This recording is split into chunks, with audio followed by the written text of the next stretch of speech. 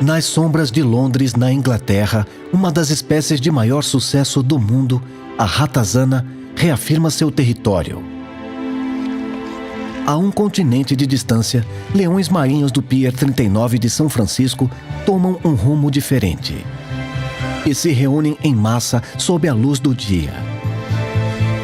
E nos arredores de Melbourne, na Austrália, morcegos frugívoros forçados a deixar sua terra natal tomam conta de árvores em um parque da cidade. Em busca de comida e abrigo, esses visitantes que não foram convidados se reúnem em grande quantidade para garantir um território novo. Sua própria sobrevivência pode depender de infestar um lugar onde eles não são bem-vindos. Dentro dos diferentes reinos do reino selvagem, membros de uma única espécie juntam-se em massa. Em um bando, um rebanho ou uma tropa reina de forma suprema. Estes são os melhores do mundo. Impérios animais.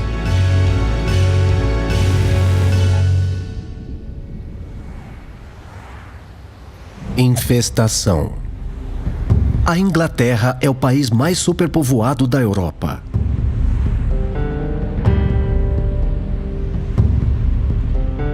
Em média, mais de 1.000 pessoas estão espremidas a cada 2,5 quilômetros. São mais de 50 milhões de habitantes. E alguns dizem que há tantas pessoas quanto ratos. Nos arredores de Londres, um porão abandonado foi infestado com ratazanas. Um grupo de ratos é chamado de diabrete, um termo adequado. 100 desses grandes roedores causam estragos nas sombras deste edifício. É uma infestação completa.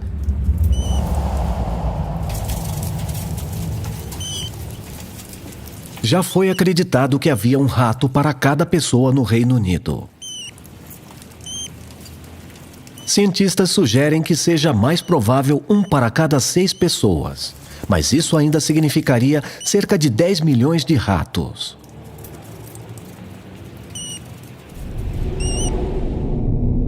Com exceção de Alberta, no Canadá, onde os esforços de extermínio mantêm a província livre de ratos desde os anos 50, ratos vivem em todos os lugares em que as pessoas estão.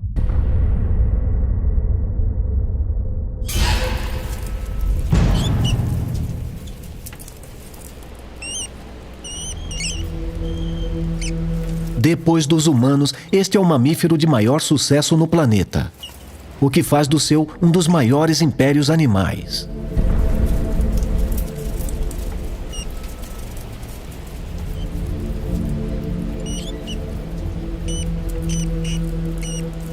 A ratazana também é conhecida como rato da Noruega. Naturalistas britânicos do século XVIII pensavam que elas tinham migrado para a Inglaterra da Noruega.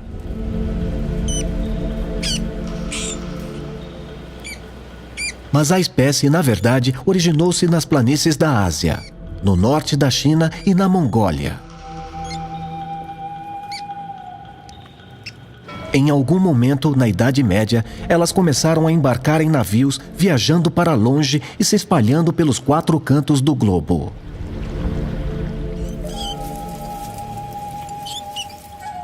Naquela época, ratos pretos já haviam se espalhado pela Europa durante o Império Romano e conseguido sua reputação como pragas domésticas.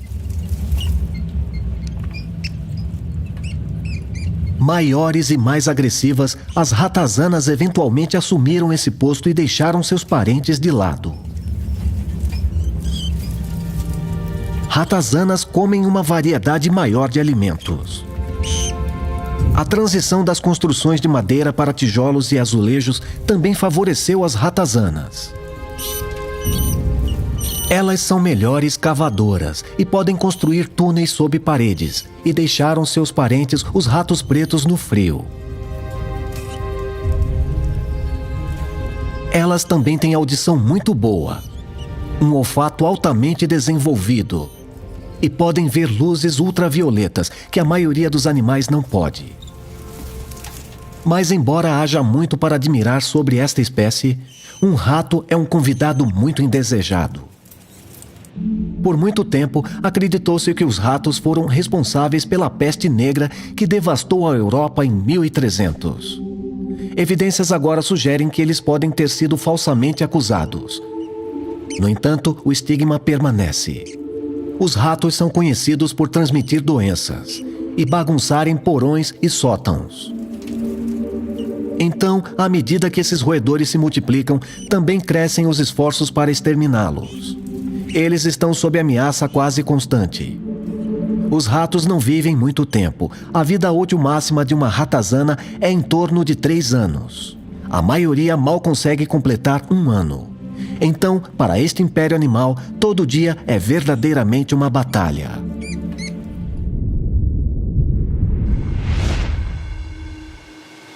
Na costa norte da Califórnia, a cidade de São Francisco é conhecida por seus ícones históricos, como a Golden Gate Bridge e a prisão de Alcatraz.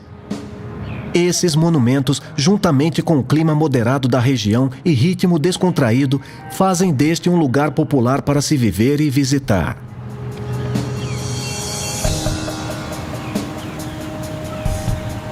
Mas este não é um lugar atrativo para residentes e turistas. O Pier 39, que já foi um ponto de atração popular na Baía de São Francisco, está agora infestado de leões marinhos.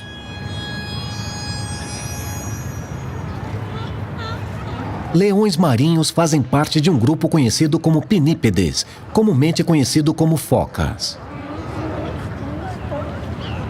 Na verdade, aquela foca clichê de circo equilibrando uma bola no nariz e pulando no meio de bambolês é normalmente um leão marinho da Califórnia. Leões marinhos se juntam a focas para compor a família Otoridae, também conhecida como focas orelhudas. Ao contrário de outras focas, eles têm abas de orelhas externas. Além disso, você pode notar a diferença já que os leões marinhos têm proporcionalmente maiores nadadeiras e músculos peitorais. Os leões marinhos também têm uma longa e fina crista óssea, ao longo do crânio, conhecida como crista sagital.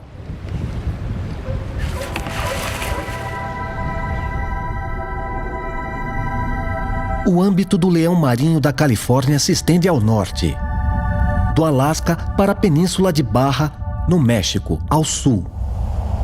Leões marinhos da Califórnia passam os verões se reproduzindo nas ilhas anglo-normandas, pouco mais de 500 quilômetros ao sul de São Francisco.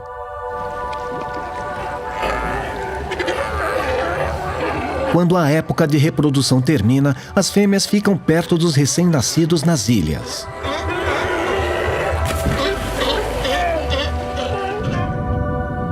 Os machos partem para o mar aberto em busca de comida, por até 2 semanas a cada vez. Entre as viagens de pesca, eles precisam descansar ou deitar na praia. Muitos fazem isso nas praias do norte da Califórnia. Grandes colônias são uma visão bastante comum ao longo da costa, mas menos esperado na multidão de uma metrópole agitada. O Pier 39 está no coração da cidade. Está bem no meio da movimentada orla de São Francisco. Imprensado entre restaurantes, lojas e outras atrações. Desde 1989, leões marinhos tomaram conta deste ponto do Pier 39. A razão exata é desconhecida. Pode ser que seja simplesmente uma parada conveniente entre os locais de reprodução ao sul e as águas forrageiras ao norte.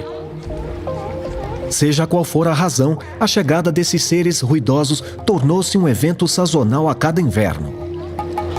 Sua presença fecha o pier para o tráfego de barcos. E esse descanso ao sol tornou-se uma infestação no centro da cidade.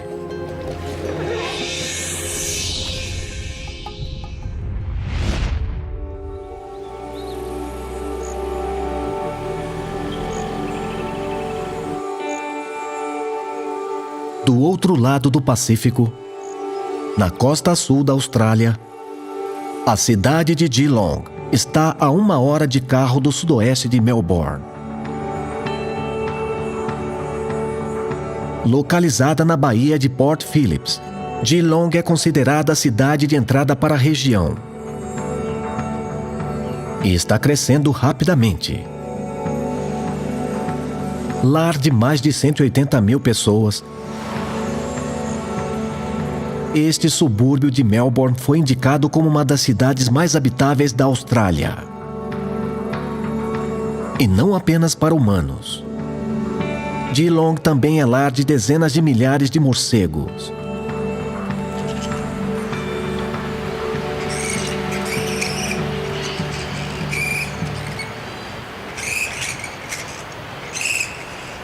A raposa voadora de cabeça cinzenta tem um nome ao qual faz jus.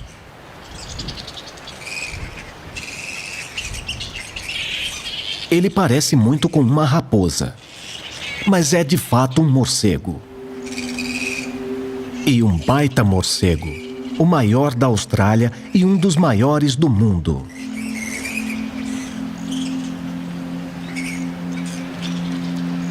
Os morcegos são mamíferos. Eles são os únicos mamíferos capazes de voar. Os morcegos pertencem à ordem Chiroptera, que literalmente significa mão-asa.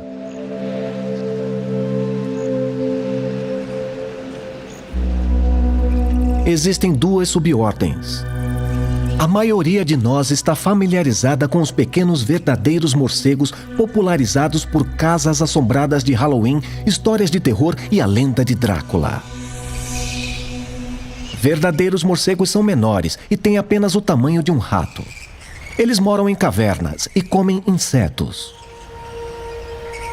Eles também usam a ecolocalização para encontrar suas presas, emitindo sons e usando o eco que volta para navegar.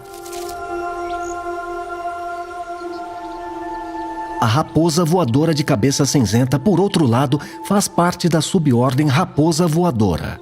Ele não é apenas o maior, mas também tem boa visão e um olfato superior. Esta é sua comida por escolha: fruta. Na verdade, eles são comumente conhecidos como morcegos frugívoros. Em vez de cavernas, eles vivem em árvores.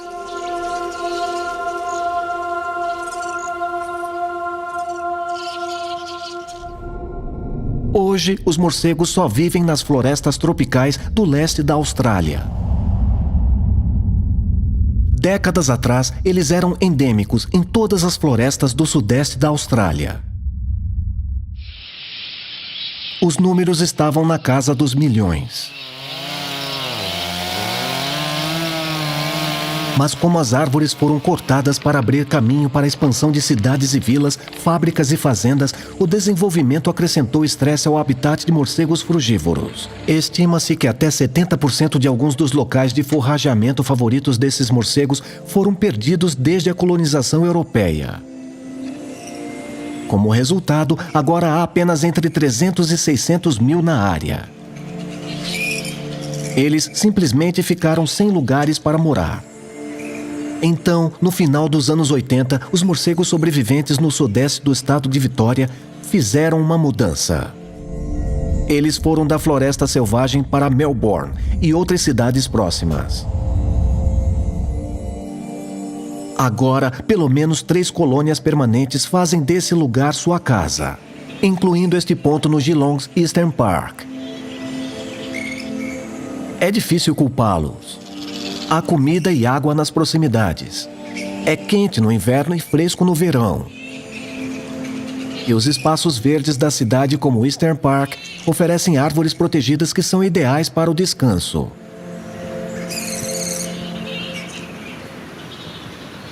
Como seus lares florestais continuam a desaparecer, mais e mais morcegos frugívoros mudam-se para a cidade em busca de um lar. A colônia do Eastern Park aumentou para 30 mil. E essas raposas voadoras não são necessariamente uma adição bem-vinda à cidade. Elas podem ser intimidantes e barulhentas, danificam a vegetação e são conhecidas por transportar vírus perigosos. O que antes era uma parada ocasional na cidade tornou-se uma infestação. Morcegos no campanário são uma coisa. Morcegos no campo de golfe é algo completamente diferente. Mas para as raposas voadoras, as apostas são ainda maiores. Sua própria sobrevivência depende de uma coexistência pacífica com seus vizinhos humanos.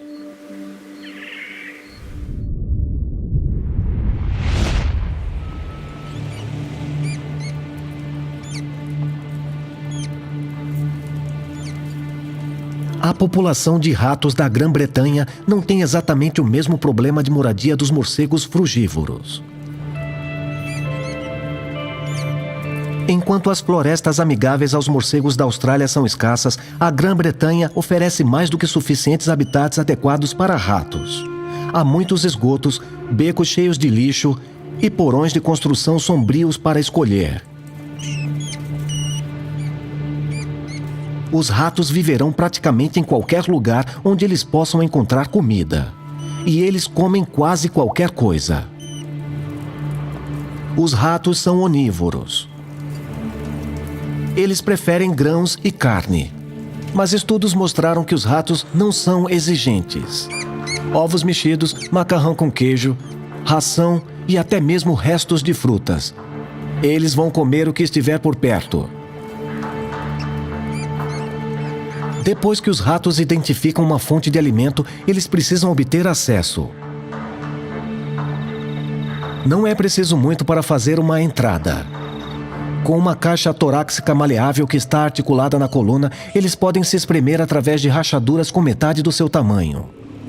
Se um rato consegue passar a cabeça por um buraco, seu corpo também passará.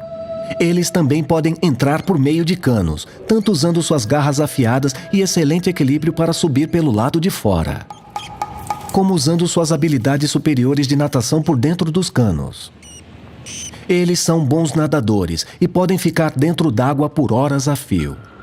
E sim, eles podem até entrar em um prédio através de um vaso sanitário. Uma vez dentro, os ratos começam a fazer sua casa escavando. Em alguns casos, isso significa cavar no solo e fazer túneis. Em outros, eles coletam materiais de nidificação, isolamento, palha e qualquer material leve que eles possam usar para criar uma área cercada. As tocas fornecem um pacote com abrigo e armazenamento de alimentos, bem como ninhos seguros e termorregulados. Cada toca tem sua própria câmara de ninho. Mas os ratos também podem compartilhar uma toca e criar seus filhotes juntos em um ninho comunitário. Eles conectam uma toca a outras feitas por seus parentes. É um sistema de 1 a 6 pequenas tocas, não muito diferente de famílias que optaram por viver na mesma vila. Depois de alguns dias, uma segunda entrada, chamada de esconderijo, é adicionada ao ser cavada a partir de baixo. Serve como uma saída de emergência, no caso de uma toca ser invadida. Quando a primeira toca estiver terminada, os ratos continuarão a adicionar novas usando o mesmo padrão: cavar um túnel, esvaziar uma cavidade e adicionar um esconderijo. Fora da toca, ratazanas tendem a confinar seus movimentos para as mesmas rotas todos os dias. Gradualmente, trilhas se formam na superfície. Enquanto a comida estiver disponível, eles vão ficar no máximo a 19 metros de seu ninho. É uma questão de evitar riscos.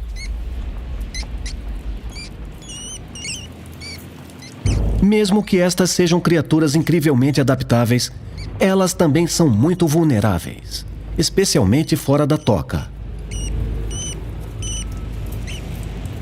Predadores, conflitos entre espécies e o encontro ocasional com um exterminador podem resultar em uma colônia de ratos com uma taxa de mortalidade de 95%.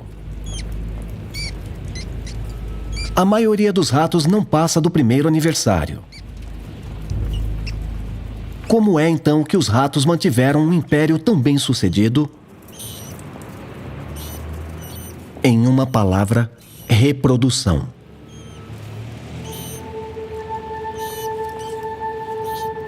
Os ratos atingem a maturidade sexual em idade precoce, com apenas 5 semanas de idade, e geralmente começam a se reproduzir aos 2 meses. Eles podem se reproduzir durante todo o ano. O comportamento de acasalamento depende da densidade populacional. Quando os números estão baixos, um rato macho monopolizará uma toca de fêmeas. É um sistema poligínico, onde ele acasala com o número de fêmeas em seu grupo, e apenas com as do seu grupo. Neste caso, o macho defenderá seu território ferozmente de outros ratos. Ele vai perseguir, morder e bater, afofar o pelo, assobiar, guinchar, abanar o rabo ou qualquer coisa para manter outros machos longe das fêmeas na toca. Em densidades populacionais mais altas, machos não podem mais defender uma toca contra os rivais. Há simplesmente muitas. Um macho alfa governa o grupo, mas ele não pode controlar todas as fêmeas. Neste sistema poliândrico, vários machos se reproduzem com várias fêmeas. Uma fêmea entra no cio a cada 4 a 5 dias. O período de gestação é de apenas 21 dias. O que significa que ela pode ter uma dúzia de ninhadas em um ano. E cada uma dessas ninhadas pode ter algo entre 7 e 14 filhotes. Sua prole começará a se reproduzir dentro de 2 meses. E sua descendência poderá se reproduzir em mais 2 meses. Isso significa que um casal, ao se acasalar, pode produzir até 15.000 descendentes em um ano, se deixados em reprodução contínua. Nesse ritmo, alguns ratos podem rapidamente se transformar em uma infestação. E uma infestação pode significar problemas. Um grupo grande de ratos leva ao aumento da concorrência e conflito.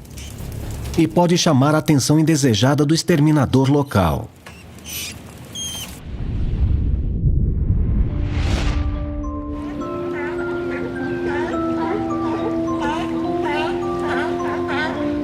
Como ratos e morcegos, os leões marinhos da Califórnia são motivados pela fome. Estes, no Pier 39 de São Francisco, descobriram algo que seus companheiros migratórios ainda não descobriram. Que este porto, além de seguro, fornece-lhes praticamente tudo o que precisam. Neste caso, o macho defenderá seu território. Por um lado, há muitos peixes no mar, ou neste caso, arenques na baía. Os leões marinhos são comedores compulsivos. Comem tudo que for possível enquanto a comida for abundante. Eles vão comer algo entre 4 e 18 quilos de comida ou mais a cada dia.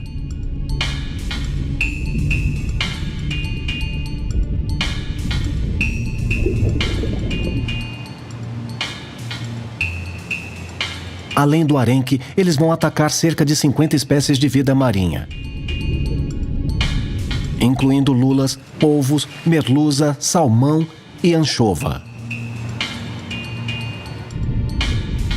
Eles são excelentes nadadores e podem passar 15 horas no mar, mergulhando até 200 vezes. Eles prendem a respiração por até 20 minutos e mergulham em profundidades de até 300 metros. E eles são nadadores velozes, fazendo 35 km por hora.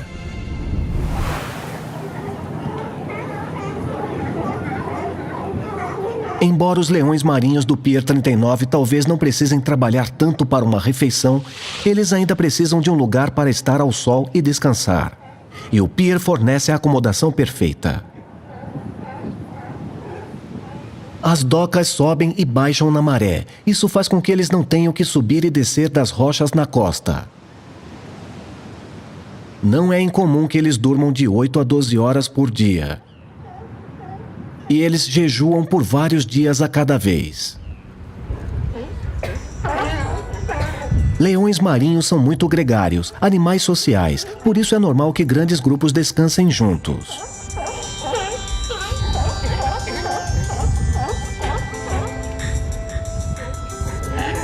Os leões marinhos da Califórnia não podem suar nem ofegar. Sua temperatura corporal normal é de cerca de 37 graus Celsius. Para regular esta temperatura, eles devem se movimentar em seu ambiente. Quando está frio, um leão marinho vai aconchegar-se perto de outros para se aquecer. Se ficar muito quente, ele vai levantar uma nadadeira ou se abanar. As nadadeiras do leão marinho têm muitos capilares, que podem ser refrescados pelo vento quando se bronzeiam. Claro, eles também podem dar um mergulho na baía. O pier também é um lugar para se descansar e que dá segurança tanto contra tempestades como contra predadores como tubarões e orcas.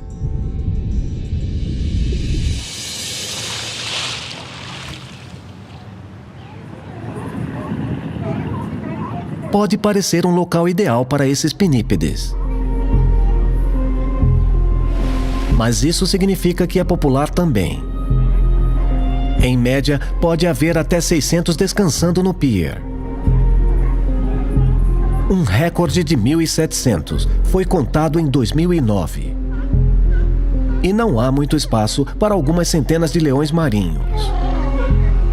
Estes são enormes mamíferos marinhos. Um macho adulto pesa em média quase 300 quilos e tem cerca de 2,5 metros de comprimento. Este é um grupo turbulento e propenso a brigar. Quando se trata de território, leões marinhos não têm medo de lutar com quem chegou primeiro. Pois o mais importante é quem consegue ficar.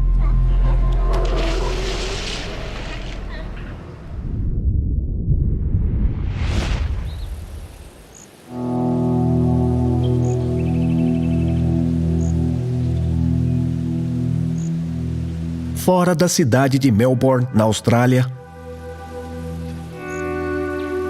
uma colônia de raposas voadoras de cabeça cinzenta tomou conta das árvores do Geelong's Eastern Park. Estes morcegos frugívoros acampam por aqui, tanto no verão como no inverno. Este acampamento de verão, de setembro a junho, é o principal acampamento deles. Durante o dia, centenas pendem dos galhos no alto das árvores. Há uma boa razão para eles ficarem de cabeça para baixo. Os morcegos são pesados. Os maiores ossos e músculos são aqueles usados para voar. Ficar assim é muito mais eficiente em termos de energia do que desafiar a gravidade e ficar de pé.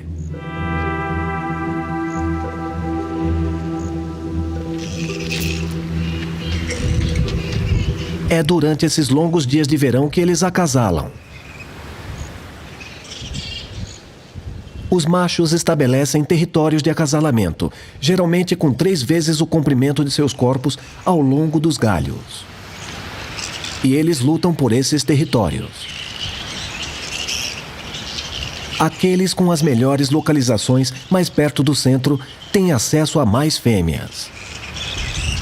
Machos com territórios piores podem ter apenas uma parceira, ou acabar ficando solteiros. No começo da estação de acasalamento, fêmeas adultas se movem em direção aos territórios masculinos, onde elas se tornam parte de haréns. Os haréns consistem em um macho e até 5 fêmeas, que vêm e vão.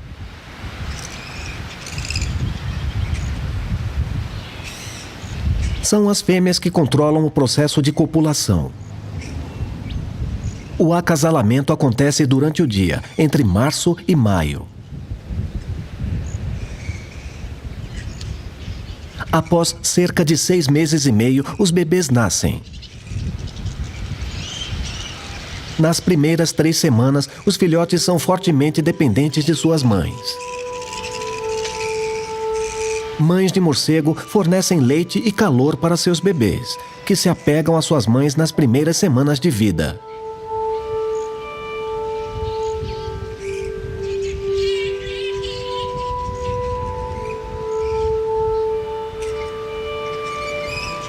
Quando o dia chega ao fim, os morcegos adultos estão prontos para sair em busca de comida.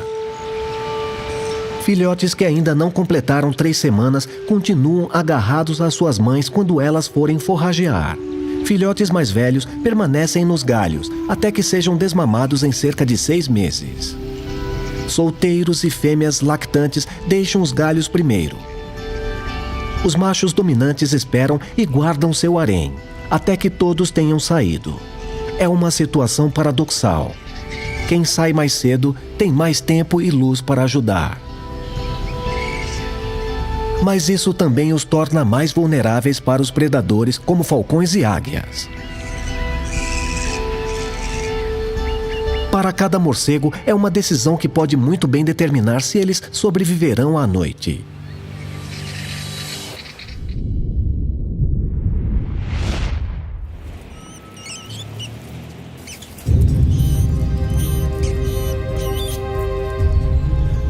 Nos recantos escuros deste porão de Londres, há tensão na colônia de ratos.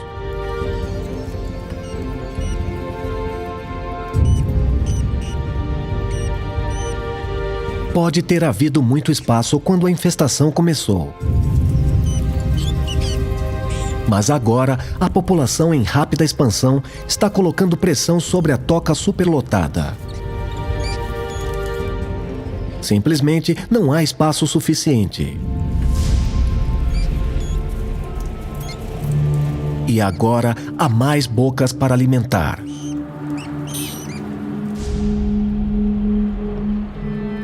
Embora a maioria dos ratos não vá viver depois de 2 ou 3 anos de idade, eles estão se reproduzindo muito mais rápido do que estão morrendo. Em apenas 4 meses, esta colônia cresceu por um fator de 10.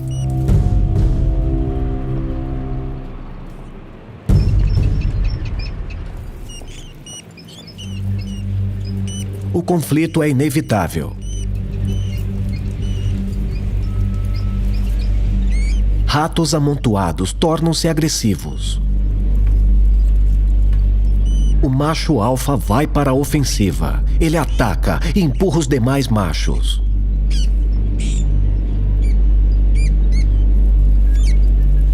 Pode parecer uma solução extrema para o problema da superlotação. Mas é uma questão de manter o equilíbrio.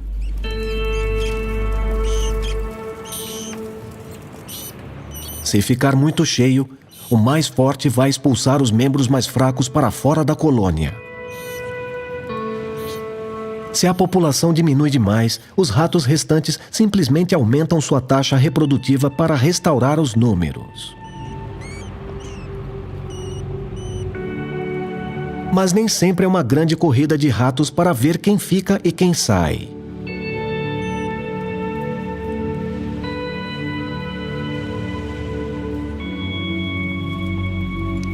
Estudos mostraram que ratos também têm a capacidade de trabalhar juntos. Eles vão cooperar para conseguir comida.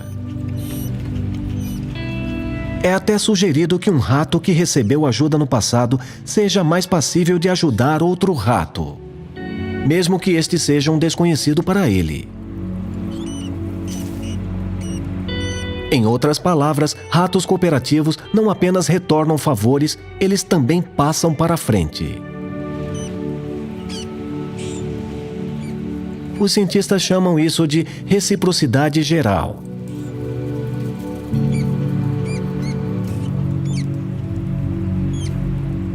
Foi a primeira vez que esse comportamento foi documentado em não-humanos.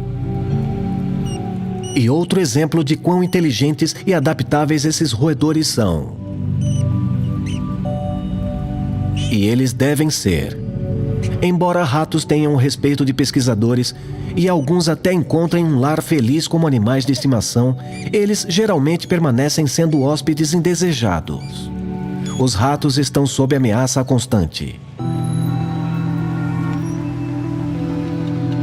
Por isso, quando o dia começa, os ratos se instalam com segurança de volta na toca.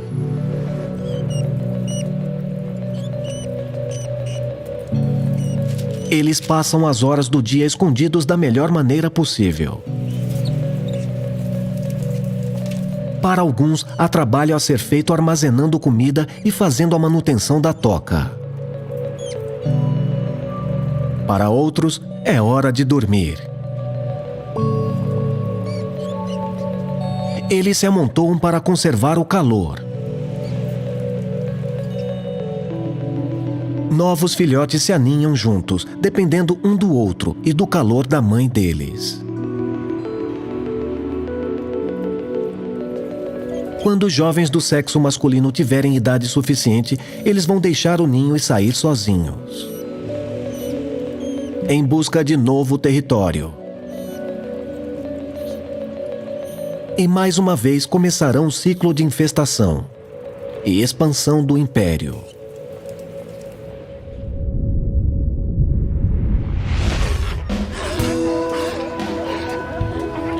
É outubro na cidade de São Francisco. Não há vaga no Pier 39.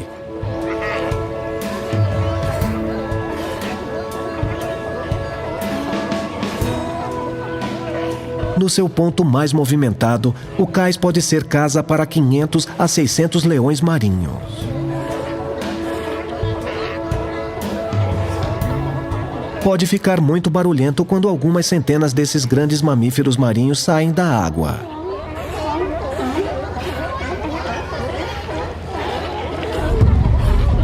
Leões marinhos da Califórnia estão entre os mamíferos mais vocalizadores. Eles berram, rosnam e grunhem alto.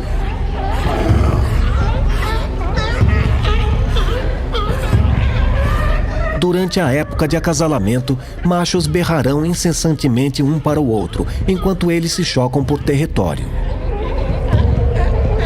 Essas lutas frequentemente se tornam físicas. Machos reprodutores farão o que for preciso para estabelecer o domínio e reivindicar um harém. Aqui no Pier 39, durante a época de não reprodução, são os jovens machos submissos que são mais agressivos. Machos reprodutores geralmente completam 10 anos de idade antes de acasalarem. Quando essa hora chegar, eles devem estar prontos. Então eles treinam. É cada leão marinho por si mesmo.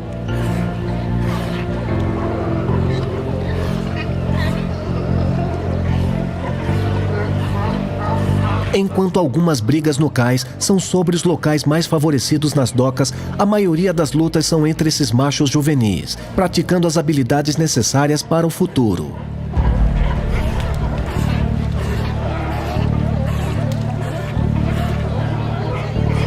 Eles trabalham a hierarquia, participando de lutas regulares enquanto eles tentam subir a escada social. Apenas os mais fortes terão a chance de acasalar.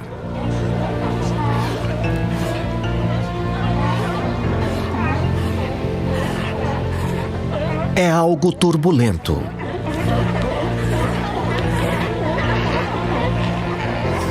Eles lutam e se mordem, e batem seus pescoços e peitos. Embora as lesões sejam comuns, as fatalidades são raras.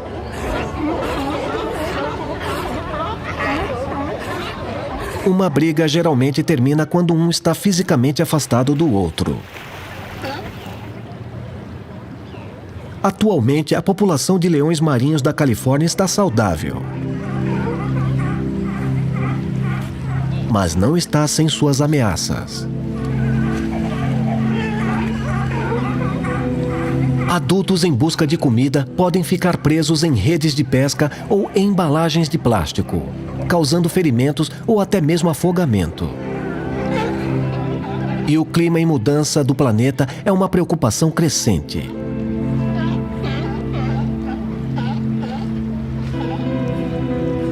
O declínio do número de leões marinhos foi relacionado a correntes marítimas excepcionalmente quentes, que fazem com que as populações de peixes mudem. Isso pode levar à má nutrição e é especialmente perigoso para fêmeas grávidas e lactantes.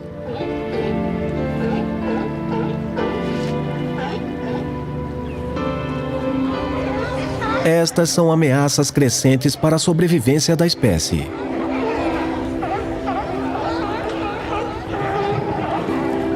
Esses jovens machos enfrentam um futuro incerto e em um mundo em transformação.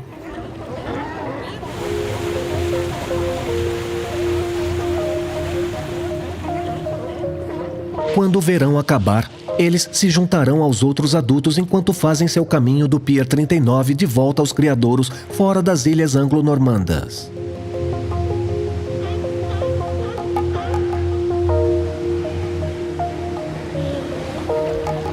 Nas ilhas, o treinamento deles será testado.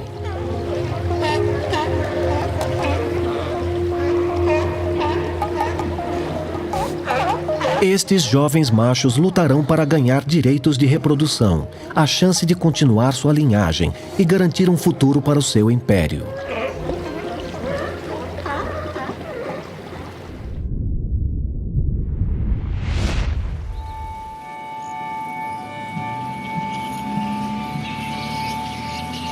Os ossos das asas de morcego são os mesmos que os de um braço e de uma mão humanos. Mas esses ossos são proporcionalmente muito mais longos.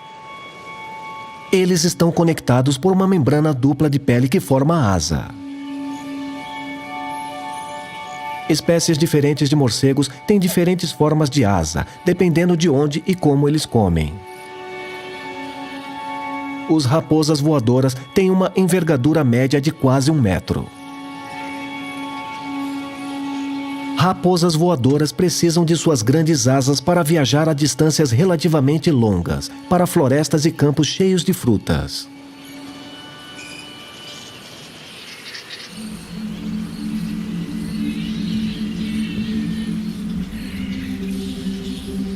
Quando anoitece, o céu acima do Geelong's Eastern Park ganha vida. Os raposas voadoras estão partindo em busca de comida.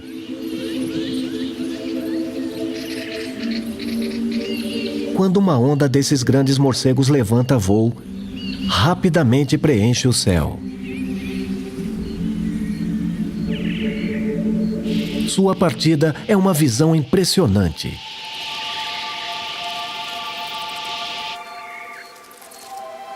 A maioria percorrerá um raio médio de cerca de 30 quilômetros da árvore onde estavam. Alguns vão até 95 quilômetros para encontrar comida. Eles viajam a uma velocidade de cerca de 700 centímetros por segundo. Se as condições estiverem favoráveis, eles podem pegar carona no vento e viajar 2 vezes mais rápido. E eles têm que se apressar, se desejarem estar de volta antes do sol nascer. É um mito que os morcegos são cegos. Todos os morcegos podem enxergar e veem melhor que um humano à noite.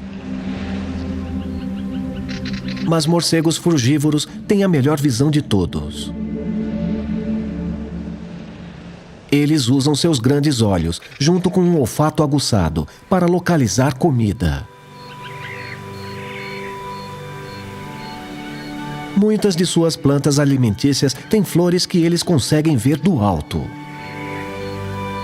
Eles estão à procura de flores das árvores nativas, como as muitas espécies de eucalipto, bem como as terebintinas e melaleucas. E claro, frutas. Bananas, mangas, tâmaras, abacates, praticamente qualquer tipo de fruta serve. Longe da segurança da árvore, esses mamíferos voadores são vulneráveis. Fora, ao ar livre, estão aves predatórias como falcões e águias, caçando no céu à noite. Doninhas, serpentes e até felinos, prontos para capturar morcegos enquanto eles param para descansar ou comer. Mas são os seres humanos que apresentam maior perigo. Fazendas de frutas são um lugar atraente para uma raposa voadora de cabeça cinzenta encontrar uma refeição.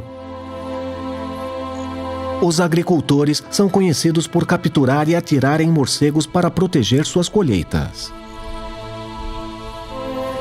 Esforços recentes de conservação estão tentando conter essa tendência.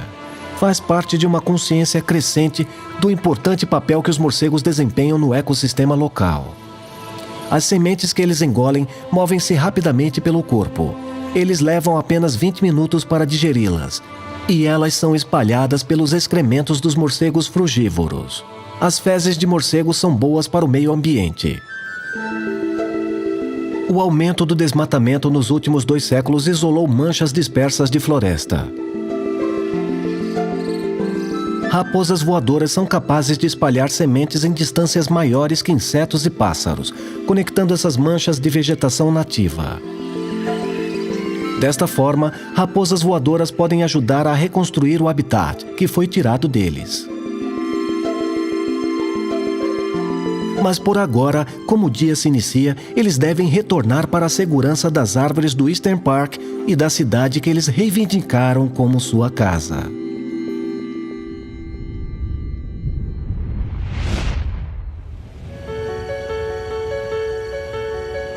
Dos porões da Grã-Bretanha à movimentada Baía de São Francisco e às cidades do sul da Austrália, cada membro do reino selvagem depende de encontrar um lar adequado. Para ratos, leões marinhos e raposas voadoras, isso significa ir para onde eles não são bem-vindos. Mas sejam convidados ou não, essas espécies estão simplesmente lutando para sobreviver, usando a força em números para reivindicar um novo território e continuar o legado de seus impérios animais.